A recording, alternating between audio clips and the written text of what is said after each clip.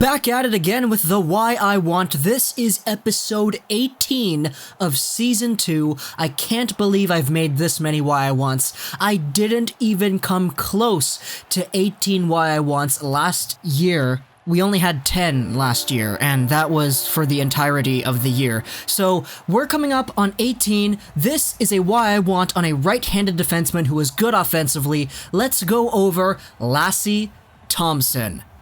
Now, Lassi Thomson is a 2019 eligible draft player. He was born in 2000, September 24. He's one of the oldest players of this draft, which might deter some people, but I think his offensive abilities and his stats and his play on the ice really do cement just a solid prospect overall. Lassi Thomson is a 6-foot, 190-pound right-handed defenseman playing for the Kelowna Rockets. So right away, from the context of a Vancouver Canucks fan, I'm looking at this, okay, right-handed defenseman, he's big, 6 foot, that's a solid frame. Let's move on. He's a player who is ranked to go in the second round by most scouting parties, and if the Vancouver Canucks are able to snag a player like this at number 40, I would be very, very happy with the pick. Lassi Thomson played for the Kelowna Rockets this season in the WHL, where he grabbed himself 17 goals and 41 points in 63 games played. This was his first season in North America. He played for the U20 team of the Ilves in the Junior ASM Liga last season, 27 points in 49 games played over there. But Thomson coming over to North America after the import draft was a mainstay on the Rockets' blue line and was the highest producing defender on that team. Thomson is primarily noted as a right-handed offensive defenseman, and that's pretty much what he is. His teammate, Kaden Korczak, is also an eligible right-handed defenseman for this year's draft, although Korczak is more of a shutdown player. The majority of Korczak's points were assists because his breakout pass is pretty good and he was able to set up plays. But Lassi Thomson is different in that his shot and his overall offensive package is so complete. Go watch the tape. Lassi Thomson's shot is, in my opinion, the best shot out of any defender in this draft. Now, goal-scoring ability and shooting effectiveness, that's a different thing. But pure, raw talent of shooting the puck towards the net, I believe Thomson is number 1. Even though he did have 9 less goals than Bowen Byram, I believe that if you put him into a head-to-head just pure shooting competition, Thomson would win. His shot is the best aspect of his game, in my opinion, in a game that's really offensively talented. His slap shot is very effective, it's very powerful, he can load it up and really unleash just a wicked puck on net, and his wrist shot, it doesn't need to be flashy, but sometimes he can make it flashy. You know how in basketball, you compare players and the way they shoot, and one of the aspects that you use to compare players and how they shoot is how low they start their shot. Whether they're holding the ball and they're preparing it by their waist or by their chest level, and that area on their body is noted as the foundation of a shot, that's where they pull up from and they shoot. That's kind of the same idea I want to put onto Thomson. Thomson doesn't need to pull the puck back in order to get an effective shot, nor does he need to wind up when he's taking a slap shot. He can receive the puck and quickly get it right off of his stick towards the net in an instant, and he does that super effectively. His shot is really versatile, and he can shoot on the rush, he can shoot standing still, he doesn't need to be moving to get a good shot off either.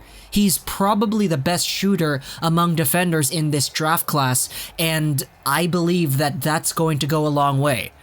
But enough about his shot, let's go over some other aspects about his game. In terms of the rest of his offensive package, Lassi Thomson is really good at passing. His passing ability is definitely above average. He has his head up all the time, and his puck movement is very strong too. There are many instances watching Thomson receive the puck and just immediately head up, looking, scanning the ice, and then he sends it off to an available player, and his efficiency with his passing, I found, was very nice to see. His puck skills in general are very well-rounded, and compiled with his really smooth, fluid skating, you have a really good offensive package with this player. Thomson is a guy who's got some really good edge work, and it showcases itself in the offensive zone when he's got room to maneuver around. When he has the puck in the slot and he's got some space, he'll dangle with it a little bit, he'll sway his body right and left, curving the inside of his waist, opening up those hips and getting those edges working. He's got really good edge work, and I want you to watch the tape because Thomson moves around in the offensive zone so well, and he does so many good things when he's out there on the ice for whatever team he's playing for. Not to mention his strengths in breaking the puck into the zone too, because he's able to reach top speed with very minimal effort, it looks like. Whenever he's skating around with the edge work, or he's skating around zipping through defenders, it doesn't really look like he's trying too hard. And I think that's just a testament to how strong his lower body strength really is when it allows him to move around the ice with such fluidity. But Lego, if this guy is so good and you're talking about him this way, why is he ranked in the 40s? What's up with that? It can't be just because he's born in September, right? Well, it's mostly because Thomson is kind of bad in his own zone. I'll admit that. He's really not super good in his own zone. He's too aggressive at times, and sometimes he puts himself out of position when he goes for big hits.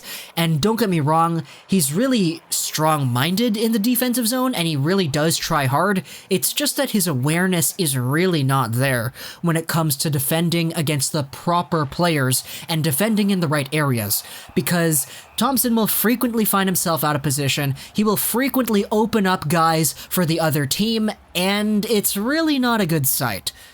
Thomson is a guy whose game at best gives his own team so much more offensive chances because of how strong he is on the back end. But his game also gives the other team a lot of chances too because of how weak he is in his own end.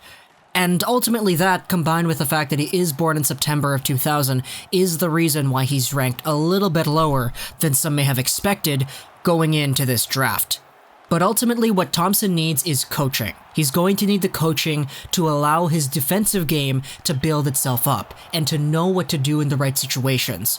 But in my opinion, the offensive talent and the offensive ceiling is so high that I think he would be worth the risk at 40th overall.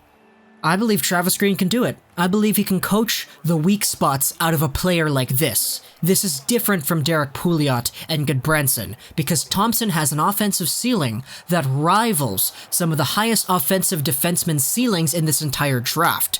Which is kind of why Thomson maxes out as a top 4 guy in my eyes. I saw some articles saying that if he was just better in his own zone, he would have top 2 potential, and that's maybe shooting for the moon a little bit here, but I do understand why they say that.